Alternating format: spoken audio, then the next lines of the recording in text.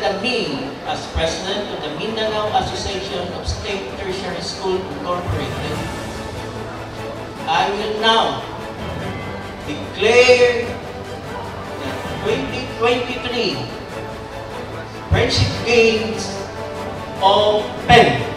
Mahigit na 6,000 atleta ang maglalaban-laban sa iba't ibang tukoy na laro sa kakabukas lamang na Mindanao Association of State Tertiary Schools o mas kilala bilang Mass Friendship Games 2023 ngayong linggo na patuloy na ginaganap sa munisipal ng Arakan sa probinsya ng Cotabato.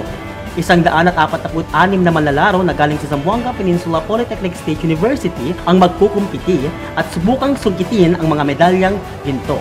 Ayon kay Mass President Dr. Nelson P. Cabral, habang lumilipas ang taon, mas maraming SUCs ang umeenganyong makilahok sa organisasyong ito. The Mindanao Association of State Tertiary Schools, we have already 38 members and I think may additional ngayon na gustong mag-join sa atin. As of now, this time, because last time, UP Mindanao is also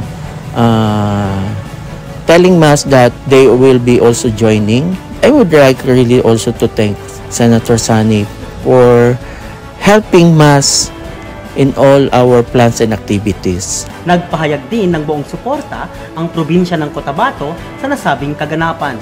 You will be taken care and at no expense. We will take care of. Enjoy the beautiful Arakan.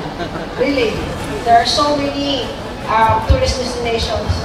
Nature naman ang tripping ng taga-Arakan. It's a manifestation that we are supportive. Mensahe ni Commissioner Libre sa lahat ng mga universidad sa Mindanao na nakilahok. I enjoyed, of course, without the prejudice of the other SUCS presidents, I enjoined you to prioritize to ensure that the allocation for our sports and socio-cultural will be a priority to implement because that is a fiduciary. Payo din ng isang atleta sa mga kapwa manlalaro. If matalo man ngayon, bawi next year, mag-train po talaga ng maayos. And sa mga nanalo din po, stay humble lang po.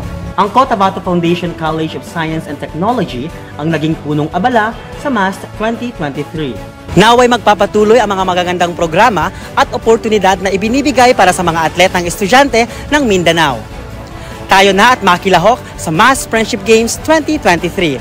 Mula dito sa Arakan, North Cotabato, ito si Jason Ramos Ausencillo para sa ZPPSU News Updates.